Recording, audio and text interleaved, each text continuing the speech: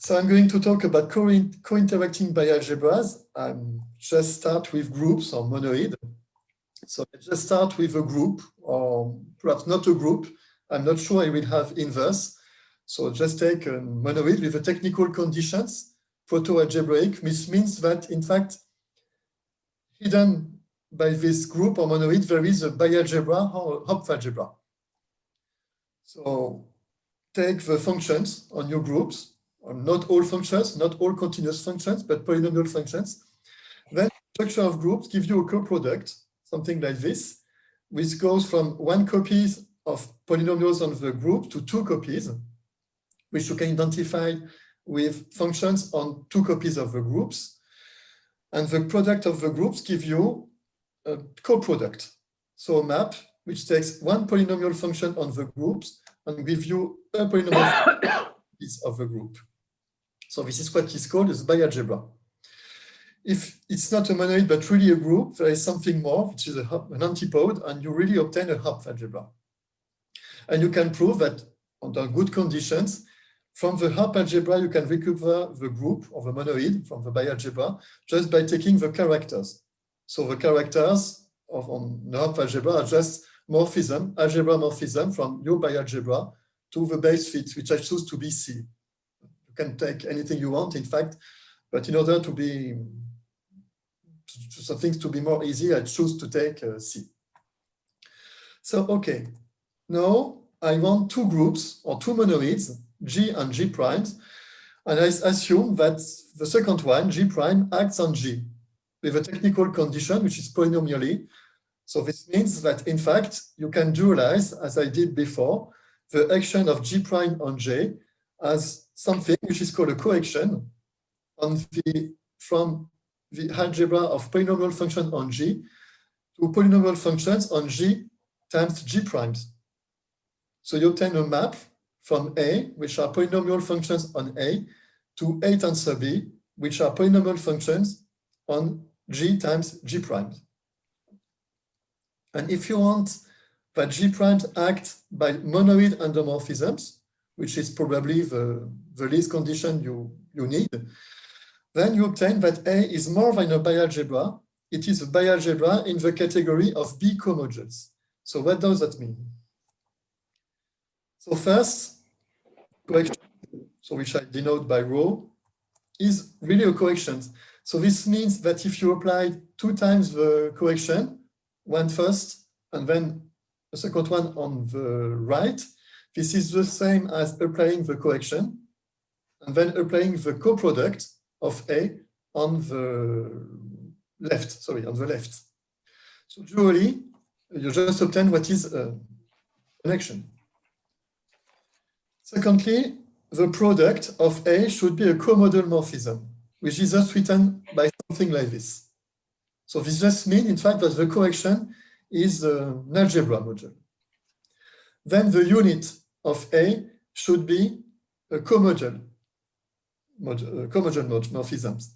So the unit goes from the base fit C to A, and the fact that it is a comodal morphism just means that the unit of A goes to the unit of A tensor the unit of B. Third, the co-unit of A should be a comodal morphism. So the co-unit goes from A to the base field C, and this really means that this is a comodal morphism. And the most interesting thing, and the most complicated, is saying that the coproduct should be a morphism, a comodal morphism. So on the left, you see the coaction, and then you apply the coproduct on the left. And here, you applied first the coproduct, and then this map, this complicated map, it's just the coaction of B on A tensor A. So this is precisely the coaction of B on A tensor A, and so this precisely means that the coproduct, delta, is a comodal morphism from A to A tensor A. So some example. The first one, just take as a group C with the addition. And of course, the group C star with the multiplication acts on C plus by group automorphism. I'm just saying that, in fact, C is a ring. with the addition of the multiplication. So this is an algebraic group. The polynomial ring on C plus is just the ring of polynomials, Cx, with its usual product. And its co-product, which is just given by delta of the determinate, is x tensor 1 plus 1 tensor x. So this is really the additive law, in fact. And this is a Hopf algebra. Of course, C plus is a group, so you have an antipode, no matter what it is, but it exists. And if you want to compute delta of a polynomial, any polynomial, for example, delta of x2, just remember that delta is an algebra morphism. So for this group, the polynomial rings is C of x and x minus 1, so Laurent polynomial. You should invert x with a coproduct which is given by small delta, which is multiplicative. Delta of x is x tensor x, and this is also Hopf algebra. And this group, C star, acts on C plus by multiplication. So you obtain a correction, rho of x, with growth from A to A tensor B, and which sends x to x tensor x. And all these morphisms, delta, small delta, on rho, just extend them to A or B just by multiplicativity. And what you really obtain, this is a bialgebra in the category of B comogens. So very well, I've got two Hopf algebras. I should prefer to have the same objects, A and B, at least for the product. So as a set or a space here and here for the coproduct, for the product, not for the coproduct. So I just take a subalgebra of B, which is A itself. So I just forgot the unit, the inverse of x, so I should have done it here. And what you obtain is no more, so I have to correct it, there is no more x minus 1 here. And what you obtain is the same algebra, C of x m, C of x and m, with two different coproducts. For the first one, this is a Hopf algebra. No more for the second one, because you delete the inverse of x. And just you obtain is just a bialgebra. But still, there is a correction of B on A, which is the same. You just restrict it to B. So what I'm now considering is just this sort of object. So you obtain an algebra, A, M, with two coproducts, big delta and small delta, and a correction which is the same as the second coproduct, small delta. And the first one, AM big delta, is a bialgebra in the category of comogen on the second one, AM small delta, and which is what I call double bialgebras. I'm not sure this is a correct notation, but this is really shorter than a bialgebra in the category of Y comogen on the second coproduct, something like this. So for the end of the talk, we call this object double bialgebras. Okay, but it has nothing to do with Drinfeld's double, for example. No, not at all. I just call them double because they have two coproducts. Sure. You can do a sort of smash product also. In fact, you worked with a smash product of monoids or things like this, or direct products, and this is the dual thing. So an object with a product and two coproducts which co-interacts nicely. That's all. I know that double is not really a good term, but it will do for today. So my first example is just the ring of polynomials with one indeterminate with these two coproducts.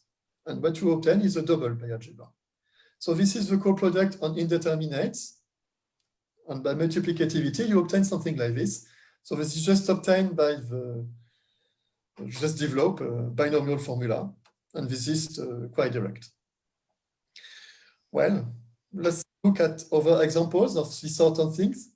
And one of the most famous is, so I'm going to consider the Kohn-Kreimer Hopf algebra of trees. So this is one of the most famous combinatorial Hopf algebras and one of my favorites. So this is based on rooted tree. A rooted tree is just a graph with no loops, which is connected, and with a special vertex, which is called the root. And I put it at the bottom when I draw the root trees. So there is one tree with one vertex, this. One tree with two vertices, this one, and the root is at the bottom.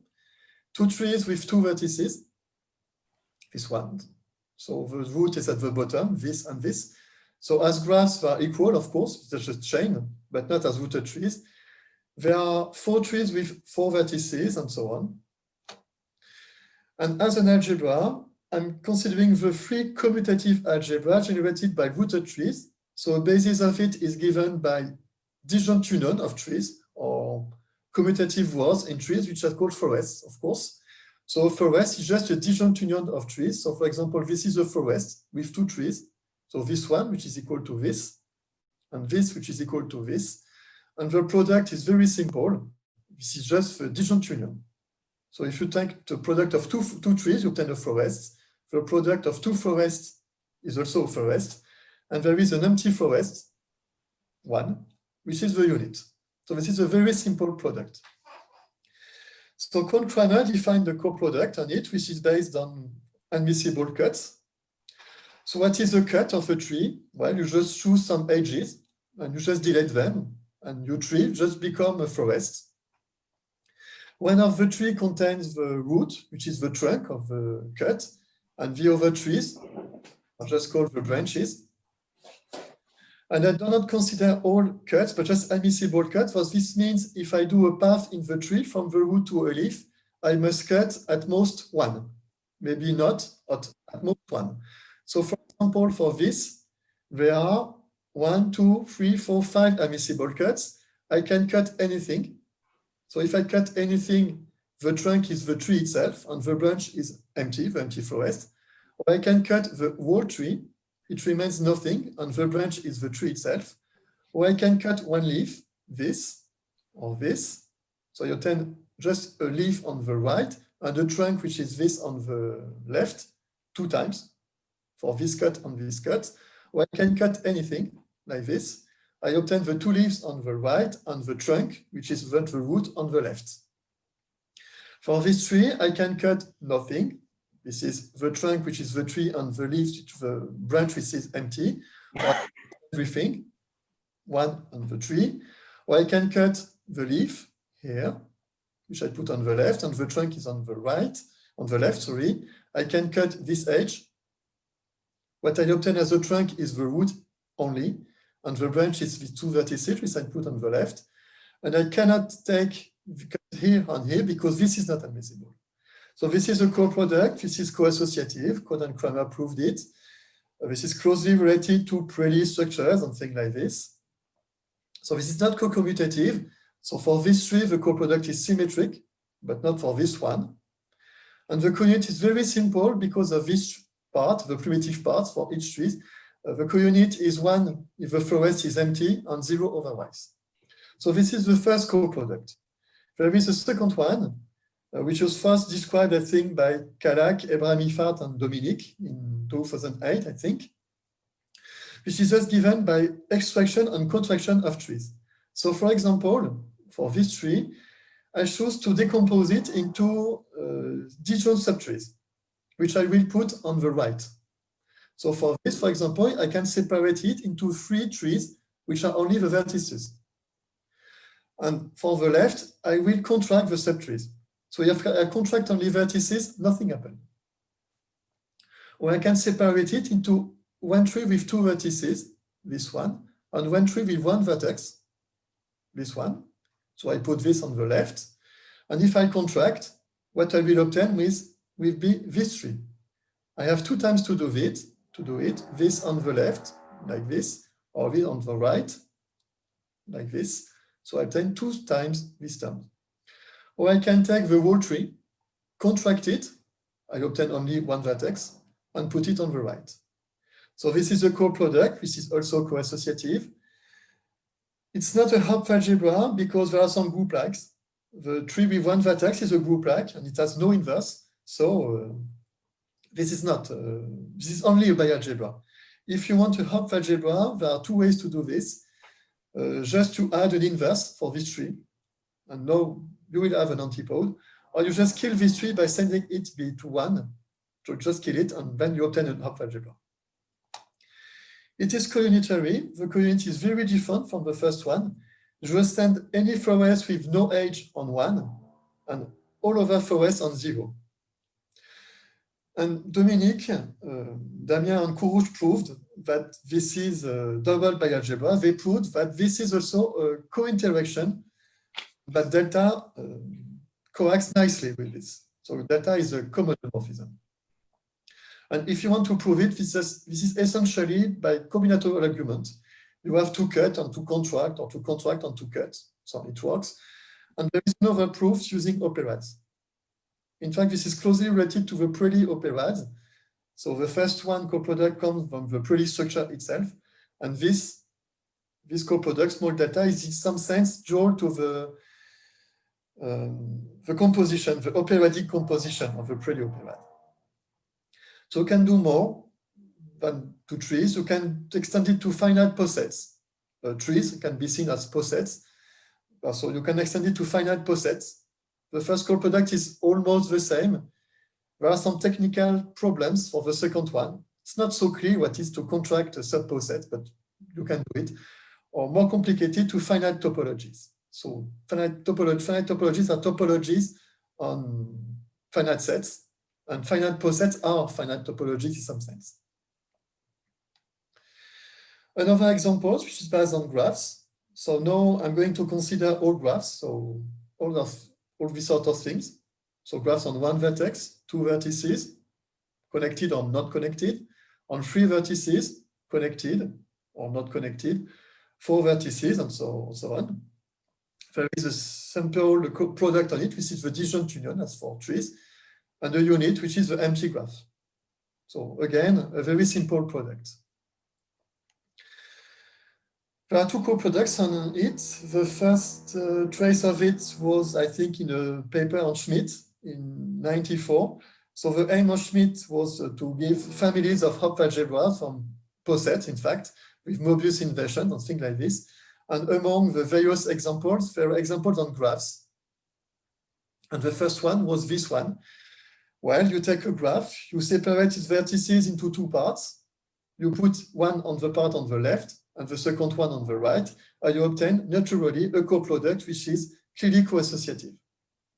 So for example, for this one, I can put everything on the left and nothing on the right, or the inverse. Nothing on the left, everything on the right.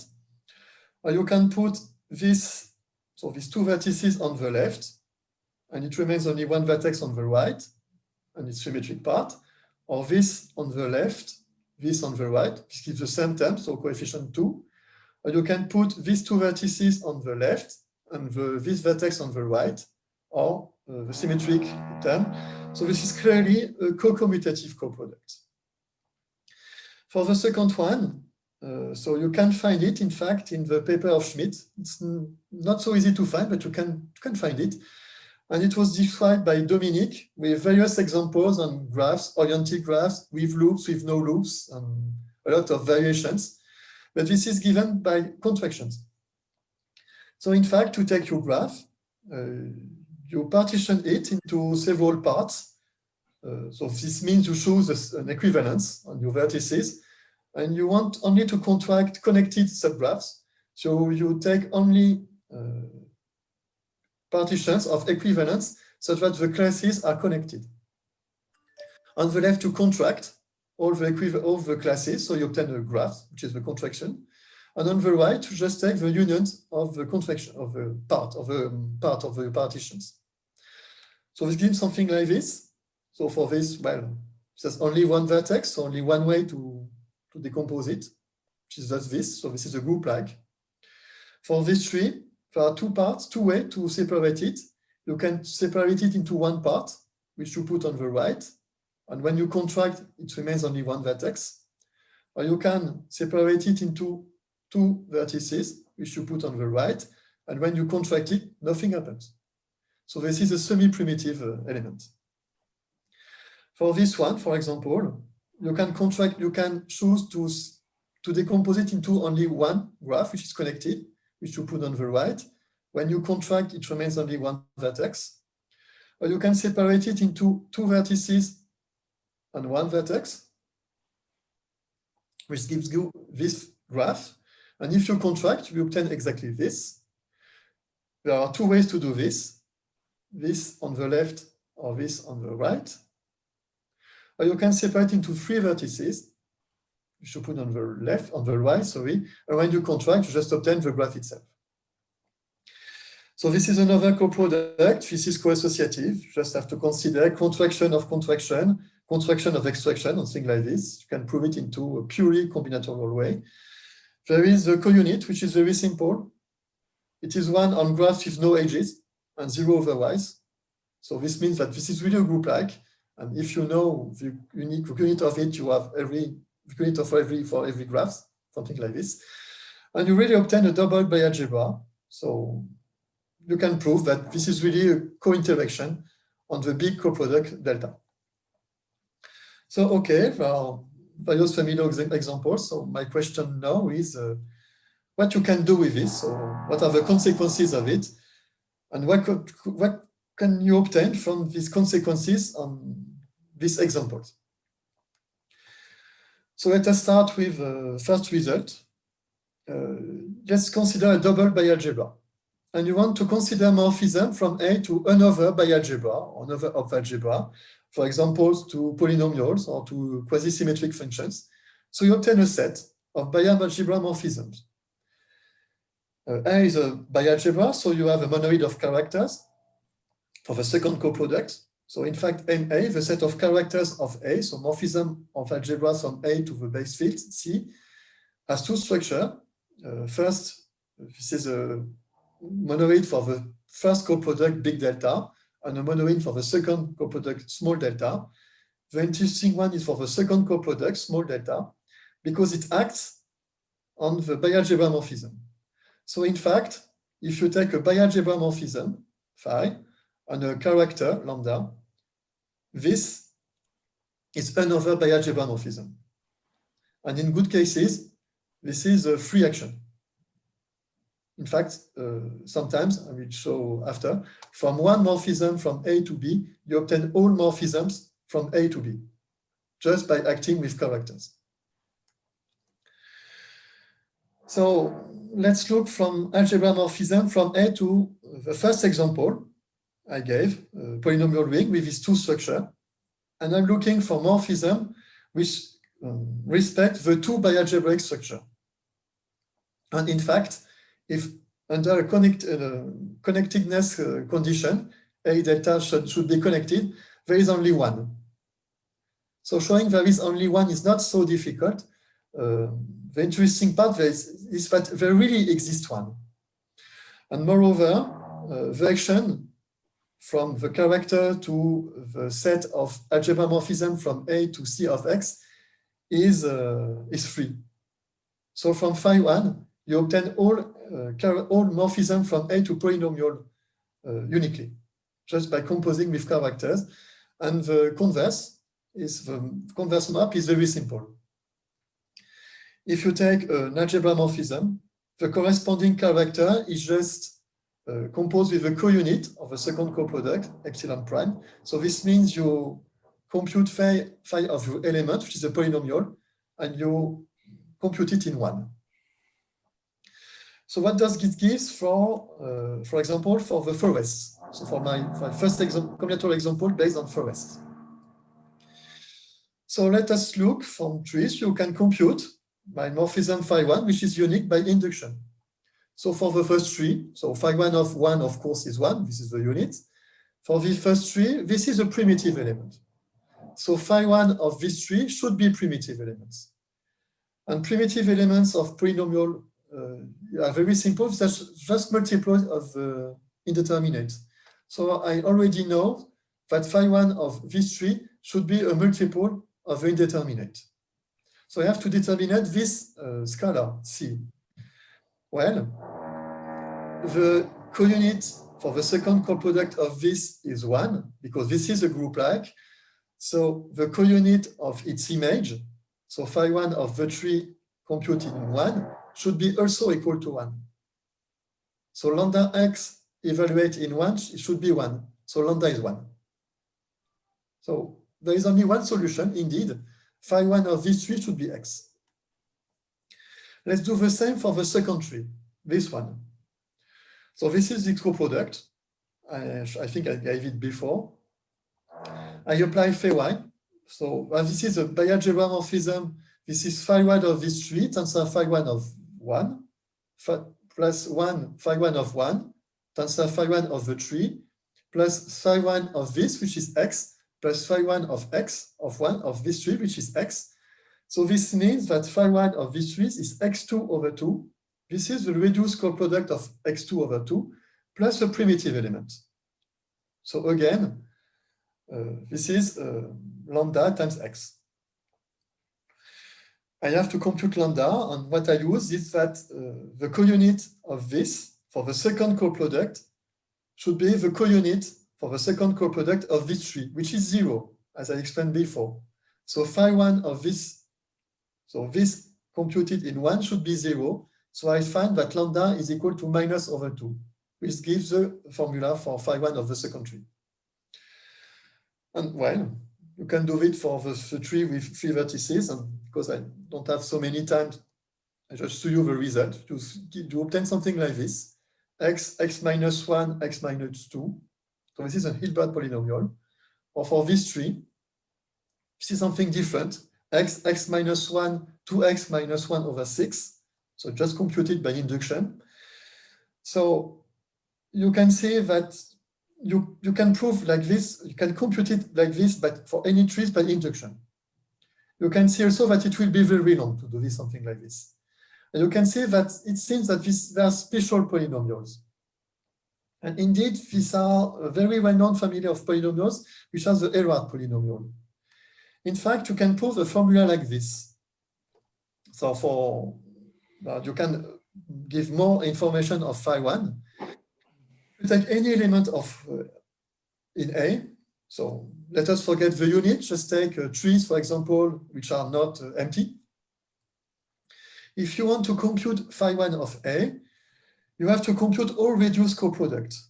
You probably noticed that in all my coproducts before, for trees, there is a primitive part, which is not really interesting. The tree tensor 1 plus 1 tensor the tree, plus interesting things. So just delete the non-interesting thing, the primitive part. This is still a co-associative coproduct, no more co-unitary, but co-associative, and you can iterate it. So you can compute all the iterated coproducts of A, and because of the graduation, you conserve a number of vertices. This is not an infinite sum. In fact, up to a certain point, this should be 0. So you obtain a lot of decomposition of your trees. You apply the co-unit for the second coproduct on all parts. This gives you a scalar. And then you multiply by a polynomial like this, which is just, in fact, Hilbert polynomial. So you can observe that if you replace x by an integer, this really counts something. This is just binomial coefficients. So this means that phi1 of n in general for combinatorial Hopf algebras should count something.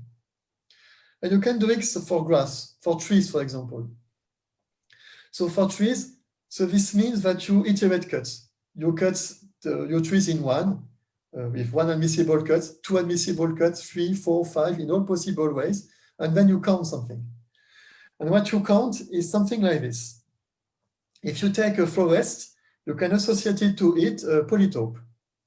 So if you take a forest, there is a relation on the vertices. The root is at the bottom, and then you go out in the tree. So there is a natural relation which is for the vertices to be higher. So for vertices, to be higher gives you a system of inequations which determines a polytope. And then you can count things inside.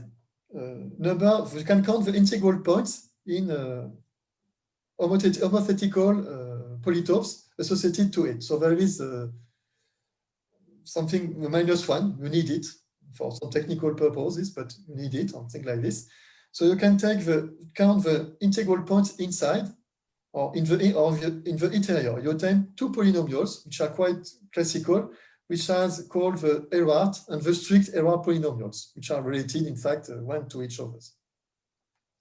So let's do it for this. There are 3 vertices, 1, 2, 3, which are indexed by x, y, z, for example. So the polytope associated to it is a simplex. x should be smaller than y, should be smaller by z. So if you want to compute the Erhard polynomial, the first one, you have to count triplets of integer x, y, z, such that x is smaller than y, is smaller than z, is smaller than n minus 1. So this is an easy exercise to prove that this is really this polynomial. And for strict polynomial, just replace your large inequalities by strict and n minus 1 by Sn plus 1. So you compute something like this. And this is, again, a Hilbert polynomial, which is this one, which we already obtained before. This was this one, x minus 1, x minus 2. For this, the same. So for this, x is smaller than y, and x is smaller than z. So you obtain this polytope, which is in fact a pyramid with a square basis. You can compute the point, the integral point inside or in the interior. You obtain things like this for all the points, or this for the interior. And again, this polynomial is this. And you can do it by induction. And what you prove is that, in fact, the first morphism phi1 from trees to Cx, the unique one which is compatible with the product and the two co-products, is in fact the strict Erhard polynomial. But for free, you obtain a second one, which is not the Erhard polynomial, but something really related to the Erhard polynomial. You just take the Erhard polynomial, you evaluate in minus x, and then you correct the sign with a minus 1 to the power of a number of vertices. And what you obtain is another Hopf algebra morphism, which is compatible with the two co-products and the products. So just as you know that phi1 is unique, these two morphisms should be the same. And what you obtain for free, without anything, is that the duality principle, which is true for any Erhard polynomial, and which is usually proved using Möbius inversion and some posets and things like this. In fact, with this procedure, you obtain it for free, almost for free. Okay, you can do the same for graphs. So I'll recall the formula for phi1 of A. So take a graph. What does that mean? This. The iterated coproduct, so the coproduct, you just cut your graph into two parts, one on the left, one on the right. You iterate it. So this means that you separate your graphs into n parts in all possible ways. You apply the co-unit on all parts. So remember, the co-unit is 1 if the graph has no age and 0 otherwise. So here, you have to consider only the composition of the graphs such that all parts have no edges. The decomposition of the graph is just a coloring of the graph. This is the sum as an n coloration. A coloration of the graph, to each vertex you associate a color. So this is the same, in fact, as separating the graphs into parts. Well, for this condition, the parts should have no edges. So this means if you have an edge in your graph, the two vertices should have a different color. So this is what are called valid colorations. So this means for this, you count valid colorations of your graphs, which is precisely the chromatic polynomial. So the chromatic polynomial is just a polynomial which counts all your valid colorations with n colors. This is a polynomial. This is not so obvious, but this is a classical result of graph theory. And what you prove, like this, is that this is the unique morphism from graphs to the polynomial ring. So this is the unique morphism. Loic, excuse me, I think there's the two coproducts. Dominique? Loic, excuse me, I think there's a question by Yosha. Yosha, can you ask your question, please? Yes, thank you. Just going back to the polytopes. Yes. So there's, if I give you polytopes in a fixed space, there's operations I can do. I can do Minkowski sum. I can do the convex hull if I give you two. Is there any compatibility with the other algebraic operations? Yes. So for forest or posets or you don't obtain any polytopes. The product of forest should correspond to a certain product of polytopes. Yes. What is the core product is not so clear, in fact, for polytopes. This should be something as extraction of faces, something like this, but this only runs for certain particular polytopes. In fact, it was an open question. Can you do something like this for any polytopes? So the product of polytopes is quite clear. This is the product of multiplying the dimensions, something like this. It's not a very, very complicated part, but this is what to choose as co-products. And for this, I don't know. I know for this particular polytopes, but very, very specific. For any polytopes, I try to do things, but often almost any polytopes was primitive, so it has no interest at all. So it was not interesting co-product, so I don't know. Only for the product. I hope this answers you at least partially your question. Yes, thanks. Okay, so okay. A little bit more on the consequences. Another theoretical consequences is the antipode. So I know that the aim for the first co-product is an antipode. This is the case for graphs or for the trees. And I want a formula for the antipode. Well, I can prove that if I show that epsilon prime, so the co-unit for the second co-product, has an inverse for the convolution of the first co-product, big delta, then it's okay. This is a Hopf algebra, and you have a very simple formula for the antipode. In fact, you obtain the antipode from the second co-product just by applying a particular character on the left. So this has quite a surprising condition. This is an algebra morphism. This is an algebra morphism. So the antipode, in these cases, is an algebra morphism. But usually it's not an algebra morphism, it's an algebra antimorphism. So these are cases where the antipode is both an algebra morphism and an anti-algebra morphism. So this means that A should be commutative. And this is one of the reasons why if you want a double by algebra, they are always commutative. You don't have any choice, in fact. Because they should be commutative. So you won't find anything not co-commutative, not commutative. So you can apply it for, well, a little bit more. So if you want to compute the antipode, you just have to compute the inverse of the second co-unit, epsilon prime from alpha. And there is a very simple way to do this. If you know the morphism phi1, you just compute phi1 of A, and then you compute it into -1. And this gives you the inverse of epsilon prime for the convolution. This is a character. So you obtain another formula for the antipode. You do the second coproduct. You compute phi1 on the left. So x should appear, and you replace x by -1. So let's do it for 4s. For 4s, there is a very, very simple formula for alpha. Alpha of the 4s is just the power of -1.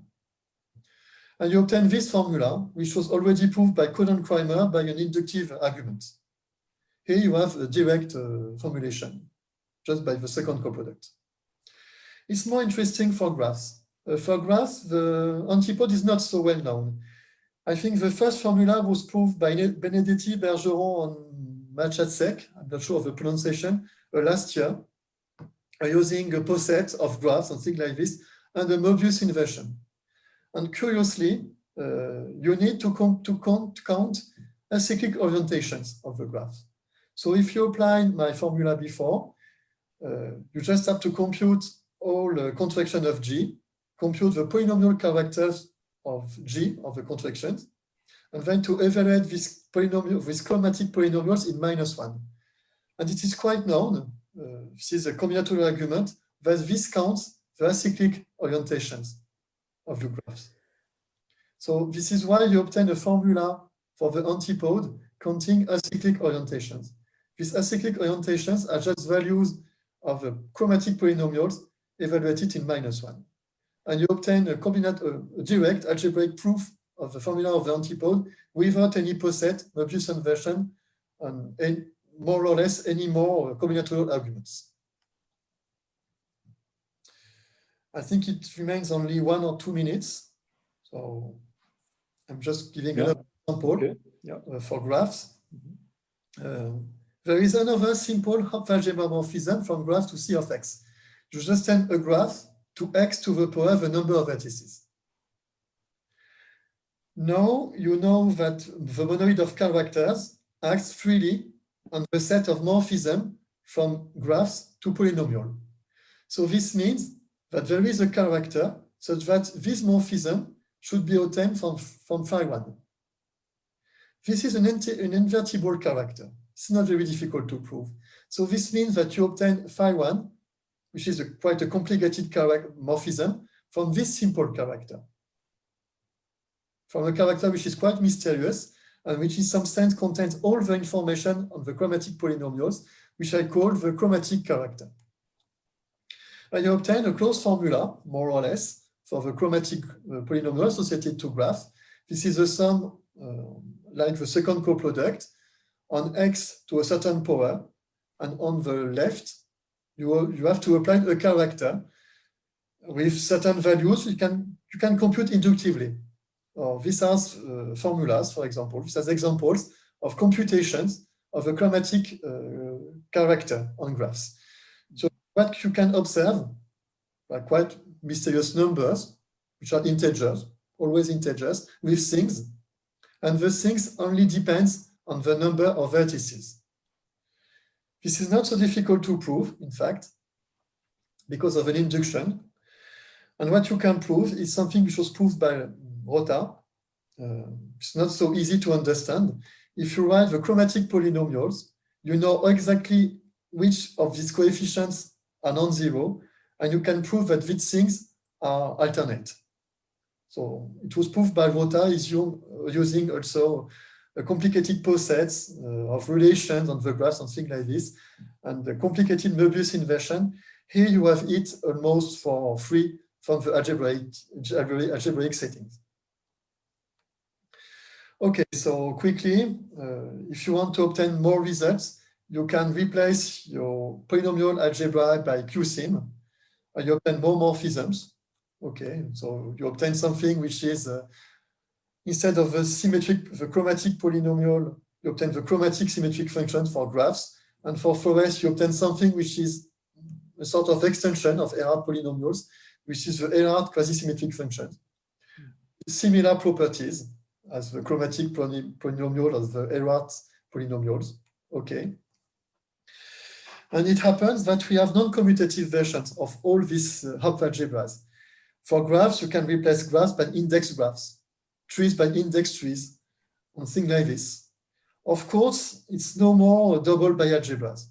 I explained before, because of the antipode, these algebras, if you want to do double by algebra, they need to be commutative. So this is something different with one product and two co-products, but still you can look for morphism from these two structures, even if they are no more compatible.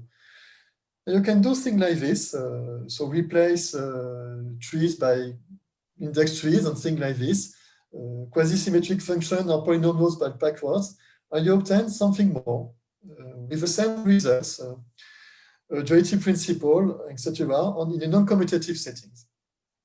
So it works perfectly, but no more in the double by algebra words. If you want to still have two co-products which co-interact, you need to work in another world, which is the world of species. In fact, if you want to give a sense to the non-commutative setting, you need to work with species, and you will have two functors from species to Hopf algebras or bialgebra. The full functor on the full Fox functor on the bosonic Fox functor will give you the commutative word in one part and the non-commutative word in the other part. So this is another word to explore. And to end it, I thank you for your attention. So thank you very much. Okay, thank you very much, Loïc. So do you have some questions? No? if I may, I'd have a question. Loic, so you have a way of going from trees to polytopes. I think you might have said it, but I missed it. What can you characterize the family of polytopes you get? No. Well, first of all, they are defined by something like this, by a set of inequations, which are all like this: x smaller than y smaller than z, or things like this. That's all I can say.